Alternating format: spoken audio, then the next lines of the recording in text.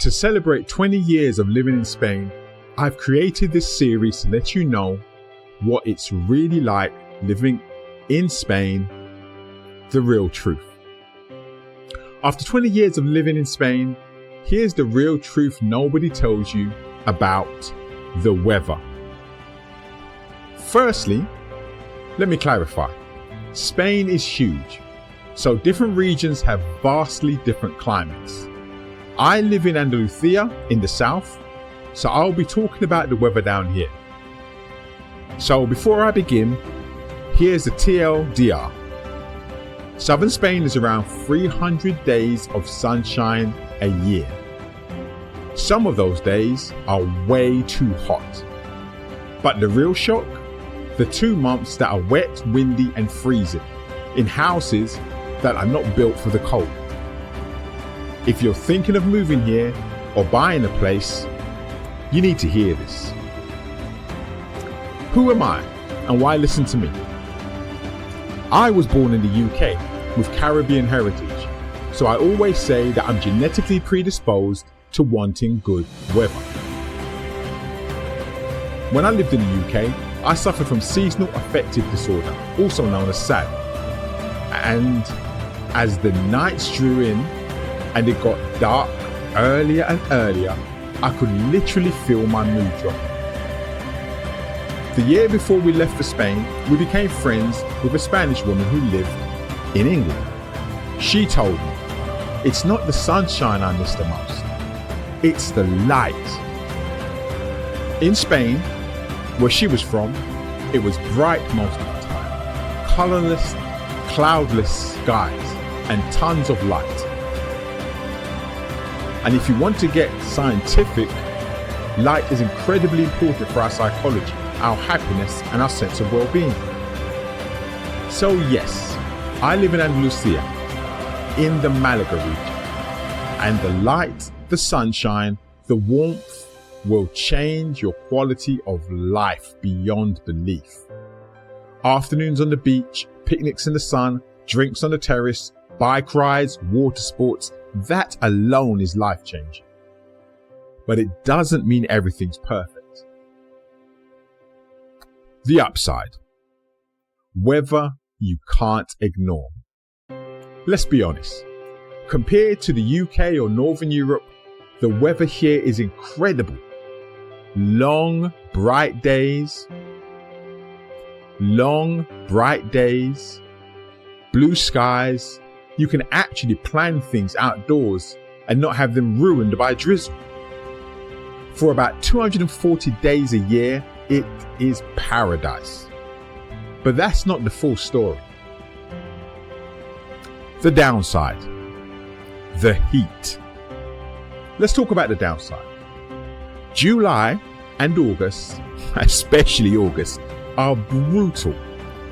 With climate change, it's getting worse. It's not just hot, it's too hot. There's even a wind here now that people talk about, the terrace.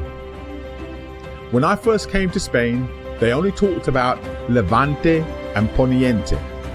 Now there's this new one.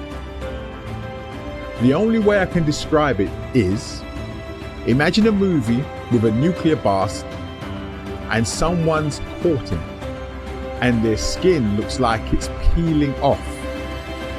That's what the terrace feels like on your face. So what do the locals do?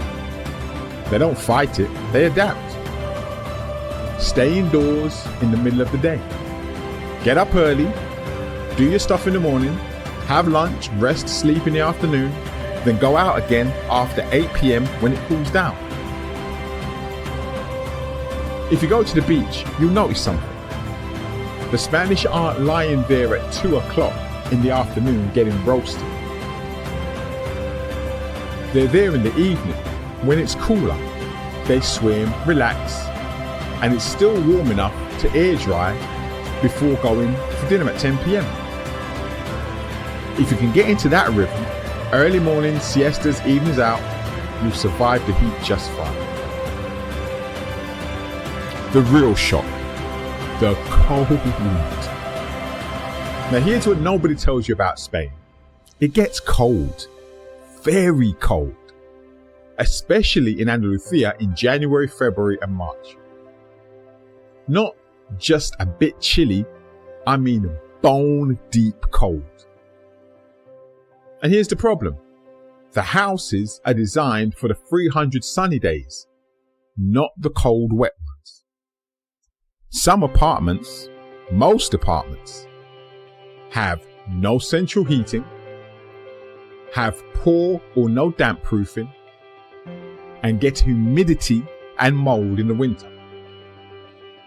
So you spend some of your winter wiping walls, treating mold, and using anti-humidity paint.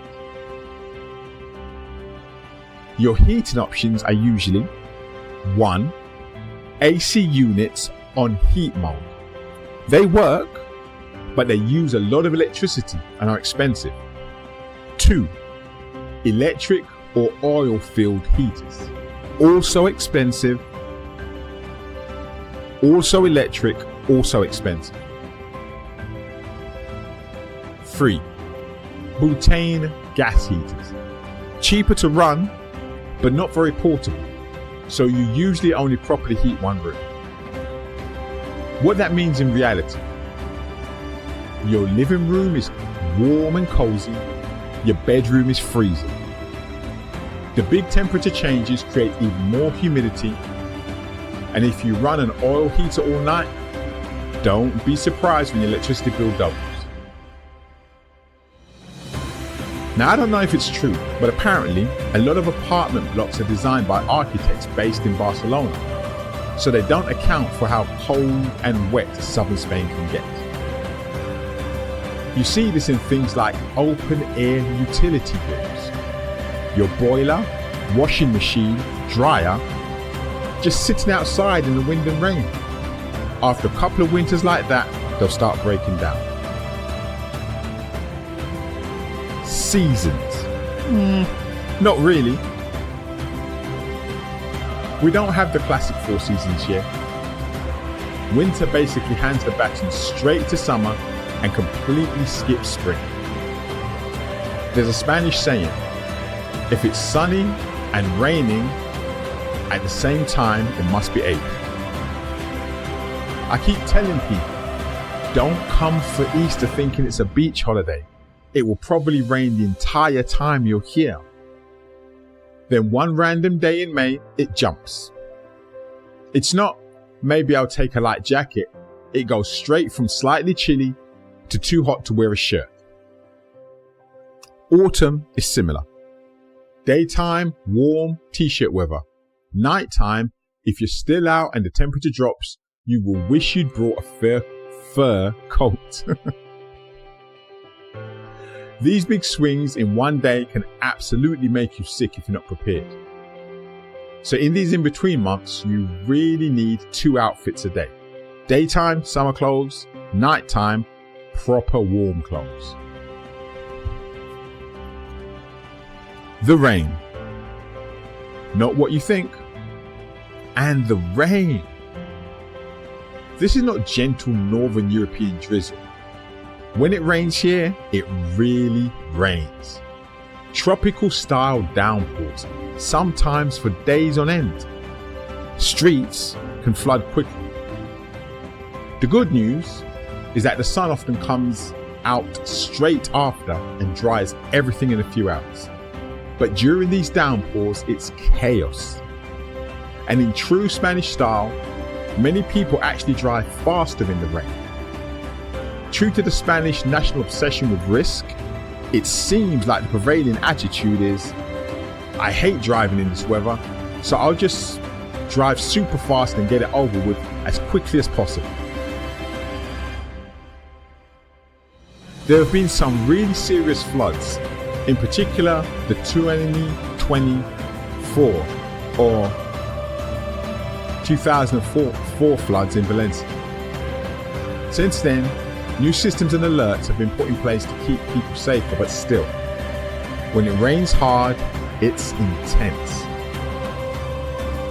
So what's the bottom line? Here's the real picture of Andalusia's climate. Around 300 days of sunshine, About 240 of those are paradise. Roughly 60 are too hot, and the rest, heavy rain, bitter cold, wind that makes your bones ring like a meditation bowl. And most properties are built for the exact opposite weather. So instead of protecting you, they sometimes amplify the discomfort. Thinking of moving or buying here? And if, after being told all of this, you're still interested, that's a good sign. You're probably serious. If that's the case, here's something important that you need to know about buying property in Spain. Your real estate agent is paid by the seller, so their loyalty is to the seller, not to you.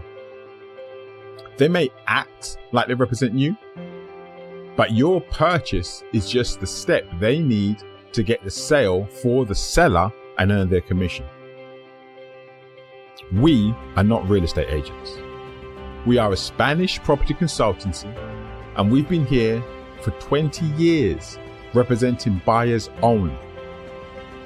Our job is to help you find the right area and property, understand the realities of relocating and living here, and buy in Spain safely, securely, and as stress-free as possible.